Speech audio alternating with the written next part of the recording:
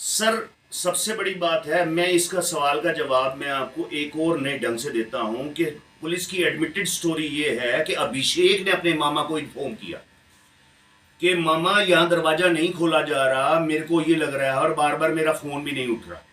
तो वो कहता है तू पड़ोसियों को कह के और अब ये दरवाजे को खुलवा, मैं आता हूँ। तो उसका पहला वर्षन आया कि जब वो आया तो उसके ऊपर भी फायरिंग हुई, जिसको पुलिस कहती है इसको उस कंफ्यूजन के अंदर जो है दिमाग के अंदर वहम पड़ गया, उस स्टोरी को वो खा गए। तो मैंने कभी नहीं कहा, मैंने इसको सस्पेक्ट तब माना, पर मैंने इसको सस्पेक्ट नहीं माना, पुलिस ने इसको सस्पेक्ट माना है। पुलिस ने परवीन को बुलाया, उससे पूछताछ करी, पुलिस ने अभिषेक के भी हाथ टेस्ट करवाए, उसी दिन मौके के ऊपर करवाए। संदीप से भी पूछताछ सीआईए में करी गई, 4-5 और सस्पेक्ट भी थे, उनसे भी की गई।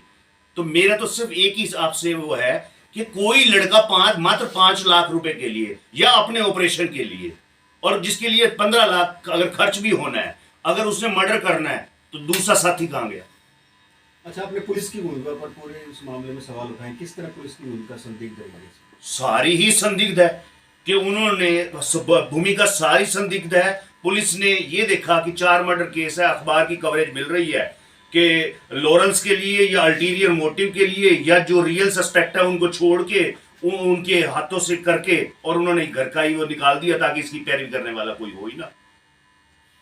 अच्छा, जांच अधिकारी की भूमिका मैं संदिग्ध नहीं कह रहा, आप कोर्ट का ऑर्डर पढ़ेंगे, उसके अंदर है। अगर परवीन कहता है कि 5 लाख के लिए मर्डर हुआ है और कोई किसी चीज की रिकवरी नहीं हुई, तो पुलिस परवीन का फादर ही कह रहा है कि 16/10 को 45 दिन के बाद 25 लाख का माल चोरी करके उसके बच्चे जो बहनें हैं वो कह रही हैं कि केस प्रॉपर्टी परवीन और संदीप के अंदर बढ़ गई। फिर पुलिस वाले भी यही कह रहे हैं कि ज्वेलरी जो है वो जो है वो मां को दे दी। वो किस हैसियत से दे दी? जांच अधिकारी इंस्पेक्टर रैंक है, उसको मालूम नहीं है कि घर के अंदर सिर्फ मकान नहीं होता, उसके अंदर गाड़ियां भी होती हैं, ज्वेलरी भी होती है, साड़ियां भी होती हैं, चांदी की पंजेब भी होगी, गहने भी होंगे। तो बिना मैजिस्ट्रेट के जुरिसडिक्शन के उसने कैसे बांट दी?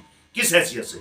ये सबसे बड़ा सस्पेक्ट इस बात का है कि पुलिस को किसने पावर दे दी कि जो मकान है उसको सील करके कोर्ट का ऑर्डर लेना चाहिए, उनको सारे माल को रिकवर करके रिकवरी मीमो बना के कोर्ट का ऑर्डर लेना चाहिए कि मौत के बाद ये सामान घर के अंदर था, सारी वीडियोग्राफी कराते और कोर्ट के अंदर बताते और कोर्ट का ऑर्डर लेते, बोलो किसको देना है। उसके अंदर अगर मां आती, चाहे संदीप आता, चाहे संदीप का फादर आता, कोई भी आता, वो आके कस्टडी लेता, चाहे परवीन लेता, चाहे नाना। ये लीगल वे था, इस लीगल वे की वायलेशन हुई है और इंस्पेक्टर रैंक के बंदे से हुई है जो कि 3 डीएसपी के नीचे काम कर रहा है, जो कि 3 डीएसपी के। तो इसके अंदर तो क्या है भूमिका, सारे एक पुलिस आयु की नहीं, पूरे पुलिस डिपार्टमेंट की भूमिका डाउटफुल। पुलिस ने ऑर्डर दिए हैं कि ये खुली जो है कोताही है, पुलिस की लापरवाही है और इनके खिलाफ जो एप्रोप्रिएट एक्शन हो वो डीजीपी को लेना चाहिए और इसकी कॉपी हम एसपी को भी भेज रहे हैं। और जो एफिडेविट जो इन्होंने दिए हैं वो सारे गलत हैं, विरोधाभासी हैं, एक दूसरे से विरोध कर रहे हैं। पुलिस बोले पुलिस यहां तो ये कह रही है कि हमने इसकी मां को हैंडओवर कर दी। बताना इनको चाहिए था 527 मर्डर केस एफआईआर के अंदर मैजिस्ट्रेट को बताना चाहिए था। अगर वहां पर इनकी ये स्टोरी नहीं है तो 654 नंबर एफआईआर को जब मैं 527 में लाया तो ये स्टोरी 2.5 साल के बाद नहीं बनाई गई। क्यों बनाई जाए? आपको छुपाने के लिए, बचाने के लिए।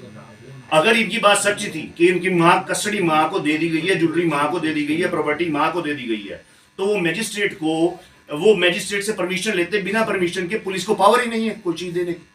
मतलब एक क्या कहते हैं, साइकिल की चेन भी वो बिना मैजिस्ट्रेट से बिना पूछे नहीं दे सकते। What to talk of vehicles and all that. Motive तो जो अच्छे कर्म करता है और जो बुरे कर्म करता है उसके पेट में होता है। अच्छा मलिक साहब, ये तो एक चोरी का मामला है, आप ये तो मानते हैं? मरे, उनका पोस्टमार्टम हुआ है, 29 को मरी, उनका पोस्टमार्टम हुआ है। मर्डर को कौन मना कर रहा है? यहाँ झगड़ा ये है कि मर्डर करने वाला कौन है। हम आपसे पूछेंगे कि मर्डर किसने किया, आप कहेंगे पुलिस बताएगी, लेकिन एक इंसान के तौर पर आप किसे मानते, किस पे शक जाता है? आप मेरे को वकील मानते हैं या जो मैं एक आम इंसान की तरह? जब आप भी आम इंसान नहीं है, आप पत्रकार हैं। आपका क्वेश्चन ही बड़ा अच्छा होना चाहिए। एक वकील कैसे बता सकता है? वकील तो किस पे शक जाता है आपका? किसको? जब आपका क्लाइंट बेगुनाह है। मेरे शक की कोई वैल्यू होती तो मैं गवाह होता। बड़ा सिंपल सी है, मेरे शक की कोई वैल्यू नहीं है। मेरे पास मुकदमा है, मैंने मुकदमा करना है। सवाल पूछता हूं कि 4 दिन प्रदीप, 5 दिन प्रदीप, मामा जिसको ये स्टोरी सारी बात पहले थी, वो 31 तक चुप क्यों रहा? इनको अगर प्रॉपर्टी मिली है, आप प्रॉपर्टी आपस में डिस्ट्रीब्यूट हो रही है, ये बात कौन कह रहा है? बबलू की बहन, 2 बहनें और 3 भांजे, उसकी क्लिप है, उसको क्यों छुपाया? ये सवाल आपको पुलिस से पूछना चाहिए। आपने झूठे हल्फनामे क्यों दिए? कोर्ट ने ऐसा ऑर्डर क्यों किया? ये रिप्लाई आपको एसपी से मांगनी चाहिए, डीजीपी से मांगनी चाहिए, होम मिनिस्टर साहब से मांगनी चाहिए।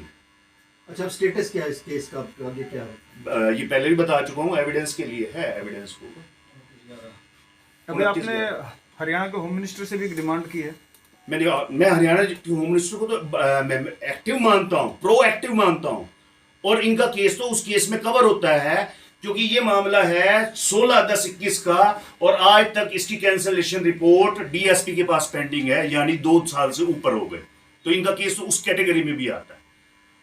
और मैं आगे होम मिनिस्टर साहब से, होम सेक्रेटरी से, चीफ मिनिस्टर साहब से, और जितने और लोग हैं जो थोड़ा से भी विजडम रखते हैं, उनसे ये पूछता हूं कि ये कैंसलेशन रिपोर्ट 2 साल तक क्यों नहीं कोर्ट के अंदर गई, और क्यों राजेंद्र के कहने के ऊपर मुकदमा दर्ज हो रहा है, इंस्पेक्टर रैंक का बंदा कर रहा है, और क्यों राजेंद्र के एफिडेविट के ऊपर मुकदमा विड्रॉ हो जाता है। खास तौर पर जब मुलजिमों को पकड़ लिया जाए, उनका मेडिकल करवा लिया जाए, और उनसे चोरी का सामान बरामद कर लिया जाए, जैसा कि इस कोर्ट के अंदर, इस ऑर्डर के अंदर ऑब्जर्व किया गया।